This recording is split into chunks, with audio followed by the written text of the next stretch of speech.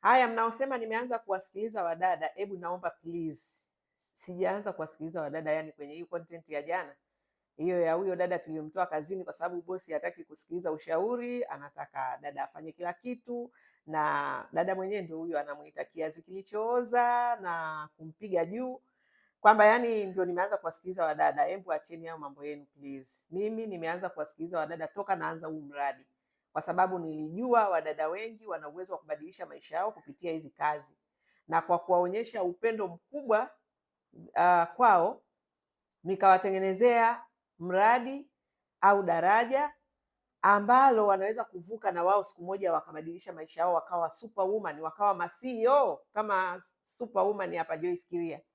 Kwa hiyo sijaanza kuwasikiliza wadada jana eti kwa sababu ya huyo ambaye tumemtoa kazini. Mimi nawasikiliza wadada siku zote. Tofauti ni kwamba nyinyi mnataka niwasikilize mnavyojua nyie, kwa fikra zenu nyie, kwa viwango vyenu nyie. Hapana, mimi nina standard ambazo nawafundisha hawa wadada, ambazo kama watazizingatia, kama watazingatia hivyo viwango, maisha yao yatabadilika completely.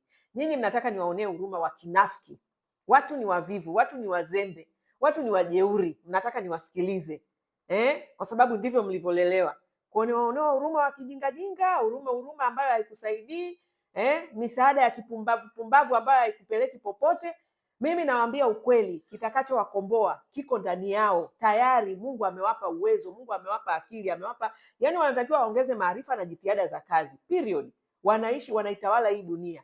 Nyinyi mnataka watawaliwe, nyinyi mnataka yani wawe ni watu wa kulialia kila siku, mnataka yani hivyo tuende nao tu, tuwahurumie, tuonyeshe tu unafiki. Sasa mimi sio mnafiki, na huu mradi haupo hapa kwa ajili ya kunafikia yeyote, yani kumjaza mtu ujinga. Hapana, sisi hapa tunataka tuwaondoe watu kwenye upumbavu, kwenye ujinga, waweze kugundua dhahabu ambazo ziko ndani yao. Mungu ameweka vitu vizuri vya thamani ndani yao. Watu waliofanikiwa hawajafanikiwa kutokea nje, wamefanikiwa kutokea ndani, kutoka kwenye vipaji vyao, kutoka kwenye vipawa vyao, wamevinoa na wanavishikilia kwa gharama yoyote. Sasa hawa ndugu zetu hawa wadada, wao mitazamo yao ni kufikiria kwamba wanatakiwa wasaidiwe. Yaani akija nyumbani kwako hajui kwamba mnabadilishana thamani, kwamba wewe mwisho wa mwezi utampa hela, lakini yeye anatakiwa akupe ujuzi, anatakiwa akupe uchapakazi, anatakiwa ahakikishe majukumu yamefanyika. Sasa hawataki kufanya, pesa wanataka. Halafu mnataka nije hapa nianze kuwapakapaka mafuta eti kwa sababu ni wadada wa kazi. Please. Kwa hiyo sijaanza kuwasikiliza wadada sijui kwenye hiyo content ya jana. No, nawasikiliza siku zote, ila tu nawasikiliza kwa vipimo vya ubora wa kazi na kutoa thamani. Nawasikiliza nikiwafundisha, nikiwaelekeza, nikiwaongoza namna gani na wao kesho watakuwa ma-CEO, watakuwa ma-superwoman. Kwa hiyo ndio naomba ieleweke hivyo. Usije hapa ukaniambia angalau sasa Joyce umeanza kuwasikiliza wadada, maana inasemekana kwamba unawasikilizaga tu mabosi kwa sababu anatoa hela. Mabosi lazima tuwasikilize kwa sababu wanatoa hela anyway, lakini lazima wapate thamani. Kwani wanatoa hela zao bure? Si wanataka tunabadilishana thamani. Sasa kama hiyo thamani hawaipati kama hiyo thamani ambayo wao wanatoa hizo hela zao ili wapate hiyo thamani hawaipati, kwa hiyo tuendelee kunyamaza tu, wao waendelee tu kupoteza hela zao? Hapana jamani, hapana. Kwa hiyo bado nasisitiza hapa, wadada ambao wanataka kujifunza kutoa thamani, na thamani iko ndani yao, msiende kwenye kazi kinyonge. Usiende kwenye ajira kinyonge, unaenda kama vile unataka kunyongwa, unaenda kama vile ombaomba, yani unajiona una shida. Huna shida. Bosi wako anakulipa kwa sababu anaamini kuna kitu kiko ndani yako ambacho utampa, na hicho kitu ni pamoja na kwenye kazi zetu hizi za ndani, angalia watoto wake vizuri, fanya majukumu yake vizuri. Kama ni nyumba yake isafishe vizuri, kama ni nyumba yake panga vizuri, kama ni chakula mpikie chakula kitamu. Hiyo ni thamani unayo, hiyo ni mali, that is wealthy. Yani hicho ndio kitu, utajiri wako ndio huo. Utajiri wako uko kwenye kumpenda mtoto wa bosi wako, kumtunza vizuri, kuiangalia nyumba yake vizuri kwa umakini bila kuletaleta watu sijui matakataka gani, kuhakikisha chakula unachompikia ni kisafi, kizuri, kitamu. Huo ndio utajiri wako, hiyo ndio inayokulipa pesa. Sasa kuna wale wanafanya kwenye ngazi ya chini, pesa inakuwa ndogo, ndio traditional hizo. au loko dada ambao mnaochukua huko mnawalipa 30,000. Why? Kwa sababu huo level ya utendaji huo ambayo ndio tunaita thamani, hiyo level ya utendaji inakuwa iko chini, kwa hiyo pesa itakuwa chini. Anayelipwa 500,000 na kuendelea anafanya kwa ubora.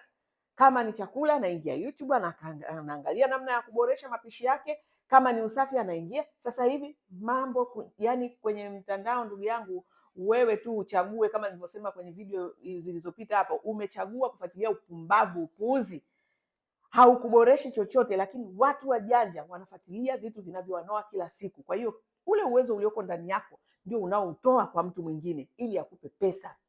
Hicho ndio unachowafundisha, na kwa sababu hiyo ni shida, ni janga. Ukiona watu wanasema hamna kazi, hawana value, hawatoi thamani, wamekaa tu na vyeti vyao. Vyeti havifanyi chochote, cheti hakifanyi kitu. Kwa hiyo ndio hivyo, okay?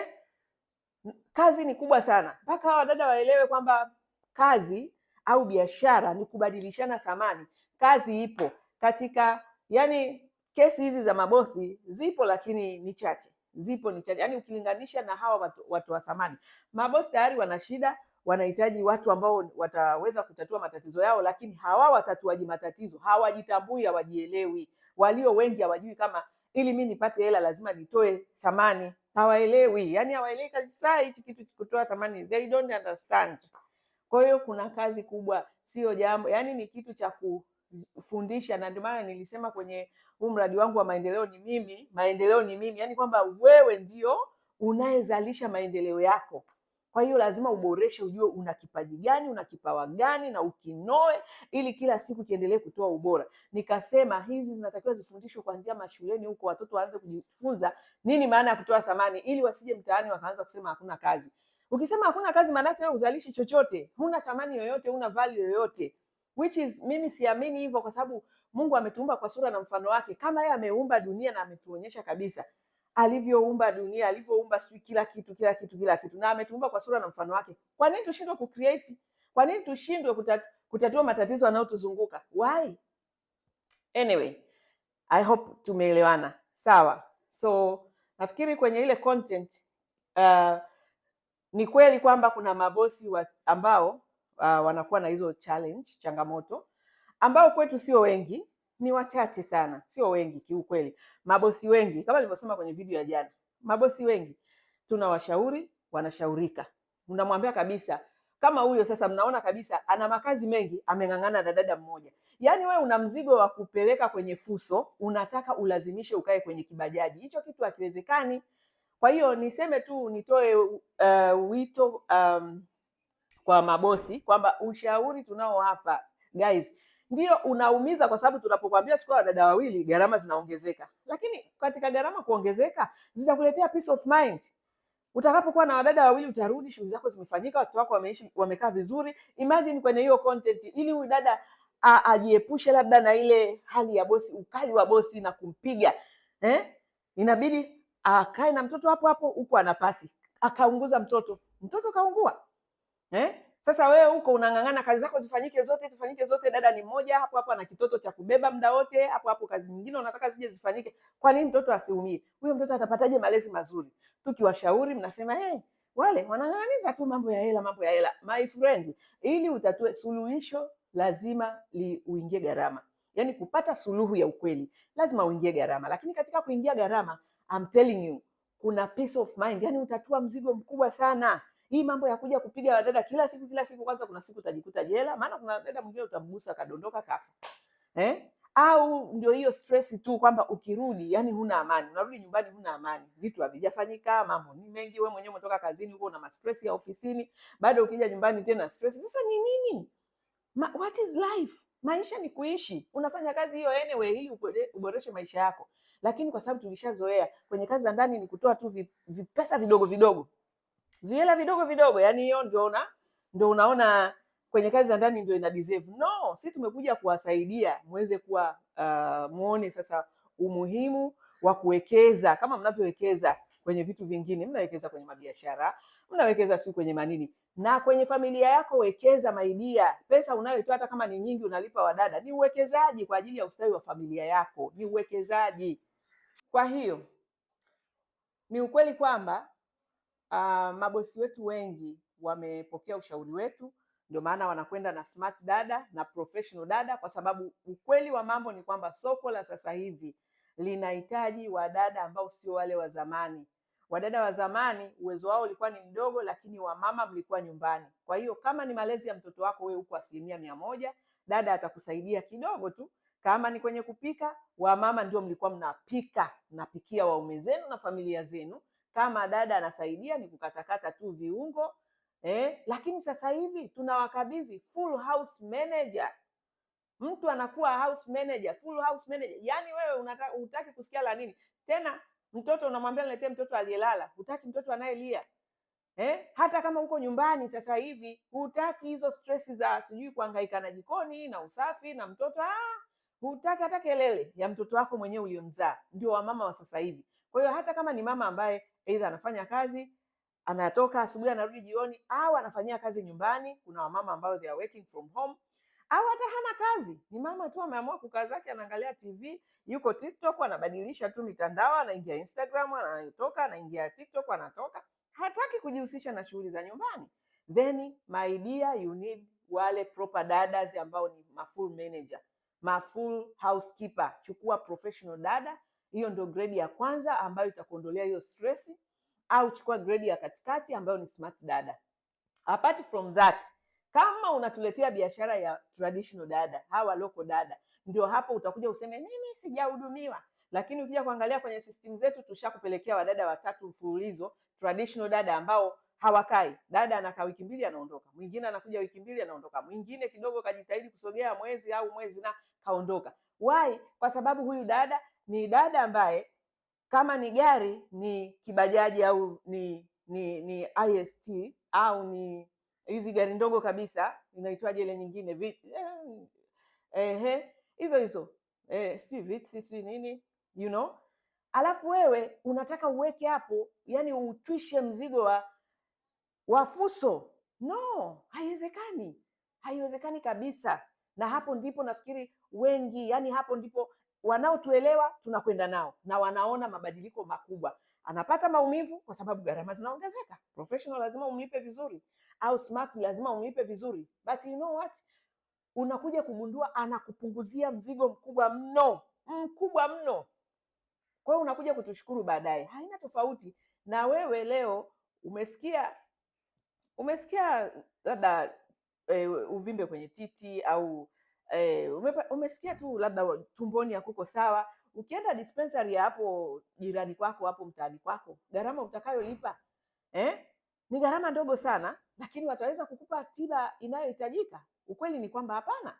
Utasogea, labda utaenda hospitali kubwa kidogo, you know, gharama zitaongezeka. Kadiri unavyozidi kwenda kwenye hospitali kubwa, ujue na gharama zinaongezeka. Of course na labda matibabu unayopata yanakuwa tofauti na ya kwenye ile zahanati au ile sehemu ya kwanza ambayo ulienda. Lakini utakapoenda India, you know, gharama yake unaijua, na haubageni. Unapoambiwa hili tatizo lako sasa twende India, you don't bargain. Unahangaika, hata ikiwezekana unaanza kutembeza bakuli ili uweze kwenda kutibu tatizo lako. Kwa hiyo nachotaka kusema, my point is, unapotaka solution, yani wewe solution yako kama ni kubwa na gharama itakuwa kubwa. Unataka mtu ambaye ni anafanya majukumu yake kwa kunyooka, utaki stressi, si ndio? Sio kupigizana naye kelele, sio kumpiga, sio kumuita kiazi kilichooza, majina ya ajabu, matusi, nini. Hiyo huwezi kupata solution. Solution, my dear, weka mzigo, chukua dada ambaye anajielewa, aje hapo akufanyie kazi, anyooshe vitu kwenye nyumba yako, amanage nyumba yako ili wewe urelax. Kwa hiyo kuna kosti. Ndio maana nikatoa huo mfano. Ukienda kwenye zahanati na ukienda India ni vitu viwili tofauti, na hata matibabu yake hawezi kufanana. Yangekuwa yanafanana, hao zahanati wangeweza kukutibu, lakini kwa sababu uwezo wao uko chini, mdogo, na vitu vingi, ndio maana gharama zao ziko chini na matibabu yao pia yatakuwa ni ya kawaida. Lakini the minute unasema naenda India, gharama zinapanda, lakini pia solution utakayopata kule ni kubwa mno, ni kubwa sana. Kwa hiyo haina tofauti. Nimejaribu kuwapa picha tu. Tunapowaambia nyinyi mna mahitaji makubwa mno, expectations zenu ni kubwa sana. Wamama wa leo ambao mnahitaji wadada wa kazi wa nyumbani, hamhitaji wale loko dada ambao mlikuwa zamani. Mama zetu walikuwa ni majembe, mama zetu walikuwa wao ndio wapambanaji, ndio wapiganaji. Yani mama yeye ndio kiongozi kweli kweli ndani ya nyumba, yeye ndio mpishi, yeye ndio mfuaji. Nguo sijui za baba anafua yeye, za anamfua yeye. Yani kama ni dada anasuuza tu vinguo vidogo vidogo. Kama ni kupika, yeye ndio anainjinia kupika. Sio wamama wa leo. Wamama wa leo hawana huo muda, hawana. Wamama wa leo ni kutengeneza nywele zao, kuweka kucha zao, kunukia vizuri, kuingia TikTok na nani, which is okay. Sisemi ni mbaya, but weka mtu sasa ambaye ana uwezo. Sio unataka eti wewe hutaki kufanya hizo kazi, alafu unaleta mtu ambaye uwezo wake ni mdogo. Ndio yale Yesu alisema, alikuwa anawaambia sijui ni wanasheria huko na Mafarisayo, kwamba nyinyi mnachukua mizigo mizito, mnawatisha watu ambao nyie wenyewe hiyo mizigo hamuigusi, you know? Yani mnachukua mizigo mizito ambayo mnawatisha watu, huo mzigo wewe mwenyewe kuubeba huwezi. Jamani, haya mambo kumbe yako long time. Haya mambo unaleta dada traditional, unamtwisha majukumu ya nyumbani kwako ambayo wewe mwenyewe kuyafanya huwezi. Alafu unataka traditional dada hawezi. Alafu sisi tunakuletea traditional mfululizo, watatu wamekuja mfululizo, hakuna aliyekaa. Alafu bado unataka kuja hapa kutulalamikia, oh nyie mbona hamjanipa huduma. Huduma tumekupa, lakini sasa ndio hivyo, ujue kwamba una mahitaji makubwa. Nenda kwenye level nyingine, nenda kwenye professional dada, nenda kwenye smart dada. Huwezi fanya kazi zako kwa sababu itakuwa ni mambo ya kusumbuana. Ndio losema sisi hapa tunajaribu kuwapa solution, sio kuwapa tu wadada. Jamani, tutakuwa kama tunamwaga maji kwenye gunia. Tunakupa dada, tunakupa huduma, lakini pia tuna study challenge ni nini. Why hawa wadada wakai? Basi kuna shida ambayo ipo, na kweli ndio kama hivyo. Unafuatilia unagundua kuna shida. Wewe una majukumu mengi ambayo anahitaji dada zaidi ya mmoja, na pengine mwenye uwezo, sio tu wadada wawili traditional, wenye uwezo pia. Alafu wewe unakimbizana na wao chini kwa sababu unawalipa kidogo, huwezi kupata solution unayotaka. Okay? Kwa hiyo nafikiri pia kwa waajiri message mmeipata, na kwa kweli ni nasikitika kwamba wale ambao mnapata guts za kuwatukana hawa watu ambao wewe unadhani kwamba yeye ndo anauhitaji. Wewe una uhitaji pia. Yaani wewe una uhitaji hii system ambayo Mungu ameiweka, my friend, kwamba eti ukishapata hela kwamba kuna yani watu ambao, mimi naheshimu mtu wangu anayokuja kunizibulia choo hapa na mheshimu vibaya mno. Why? Kwa sababu I need him. Na muhitaji, ingawaje mimi ndio nina hatua kubwa kwenye maisha yangu kuliko ya kwake, lakini haimaanishi huyu mtu hana umuhimu kwenye maisha yangu mimi na familia yangu, kwa sababu tunamhitaji aje atusaidie kuzibua choo chetu kikiziba. Dada ambaye anakuja hapa nyumbani kutupikia, kutufanyia usafi na nini, lazima tumheshimu. So kama mtu hana uwezo, inabidi ujue tu uwezo hana, sio wewe kuanza kumtukana huyo mtu. Atapataje amani ya kufanya kazi? Kwa mnatengeneza mazingira magumu sana kwa hao wadada, yani na wenyewe kiukweli wana mioyo migumu, wana mioyo ya uvumilivu, kwa sababu sio rahisi umtukane mtu, umpige, afu uchukue kitoto chako kidogo umwachie. Ni nini hiyo? Mimi nasikia kama nasisimka, yani sielewi. I don't understand kabisa, yani sielewi. Yani mimi nikishaona tu dada uwezo wake ni mdogo wa kunihudumia, ili tusiende mbali, yani mimi namuondoa tu mapema. Hakuna sababu ya kumtukana mtu na kumpiga juu na kumwachia watoto wako, mwachie familia yako. Ndugu zanguni, sijui mnawaza kwa kutumia akili ya namna gani, lakini itoshe kusema tu kwamba mimi ninafanya kazi kwa level kwa viwango kama nilivyosema. Tunamhudumia Mungu. Okay? That is focus yetu, kumhudumia Mungu, sio kutumikia mali. Tunamtumikia Mungu kwa kushirikiana na kila mtu kuweza kuheshimu nafasi ya mwenzake. Kwa hiyo ndio level standard yetu. Kwa hiyo dada sijui bosi, sisi tutampima kwa hivyo vigezo vya kwamba je, hapa kweli ili jambo linakwenda kwa haki? Basi, lakini sio kusema kwamba nasikiliza mabosi kuliko wadada. Wote tunawasikiliza, na changamoto zilizopo tutazisema bila uoga.